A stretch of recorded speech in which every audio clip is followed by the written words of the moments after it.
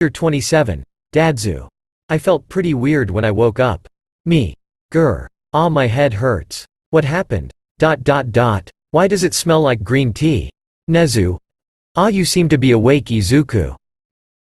Me. Mew. Kinda, but certainly not alive. Can you please shot me? God, does my head hurt.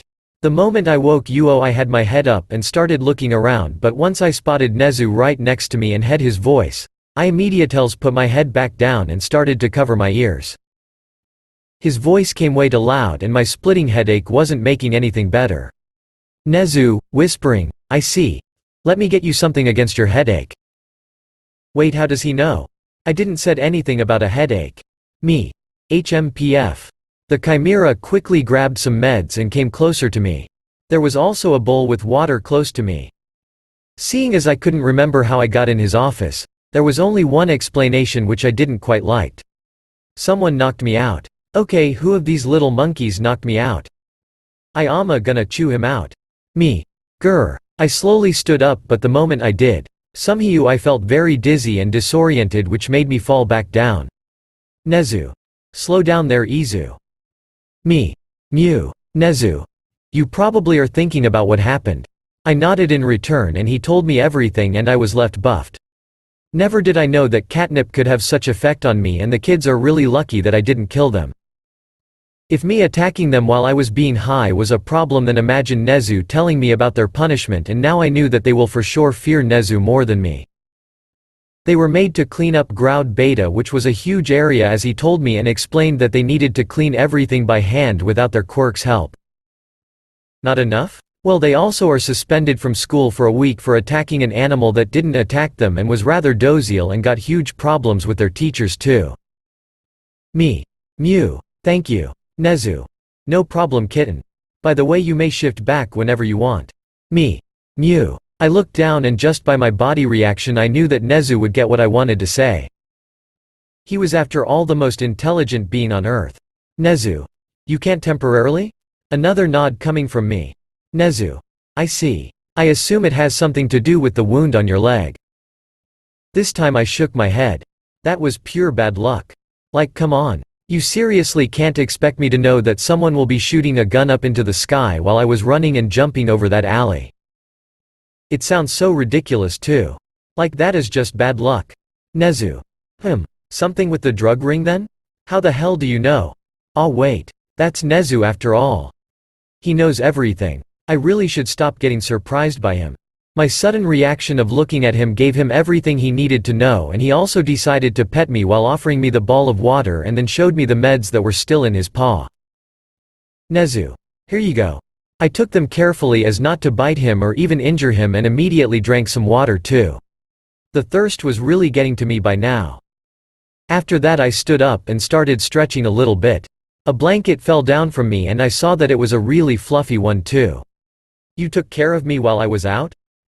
Thank you. Nezu. You probably are hungry too. Shall we go to the cafeteria together? Me. Mew. I went in front of him sidewise and nudged him to get on my back, which he did, and this was how we went out of his office.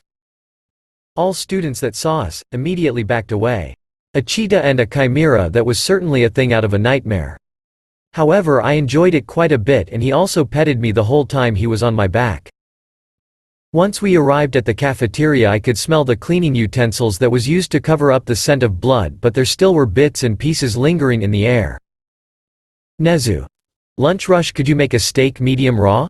Me. Mew. Nezu. Medium? Me. HMPF. Nezu. One medium please. Lunch rush. Oh, it's the cheetah. Nezu. Feral. That's his name.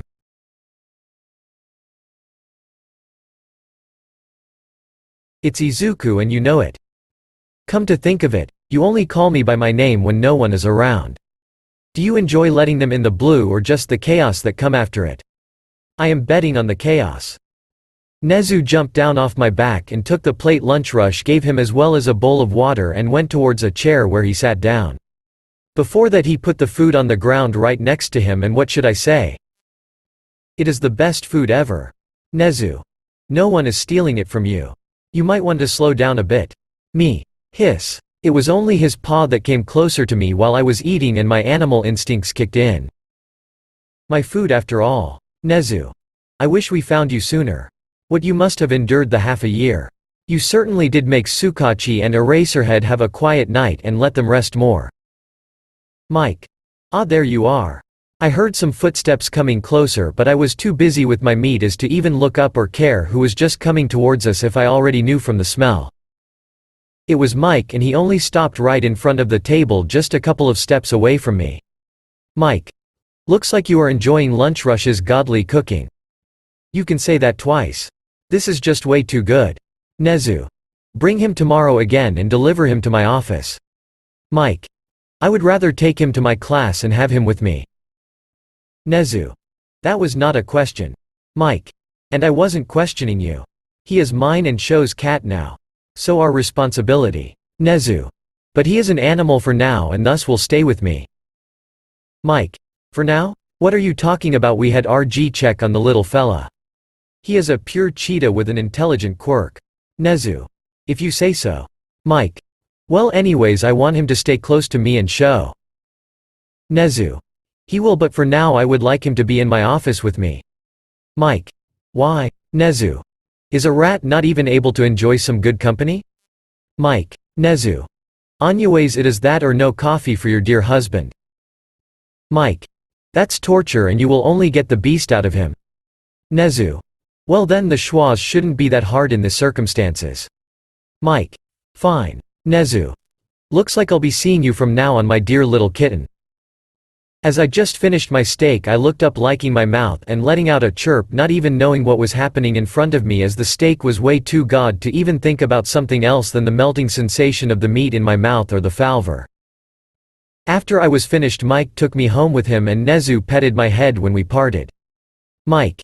You did a lot of chaos today. I am just happy that the catnip wore off. Let's not tell Sho about the catnip thing. Also remind me to never give you some. Okay? Me. Mew. Of course. Why would you give a cat some drugs anyways? God, how I regret being high. That felt weird.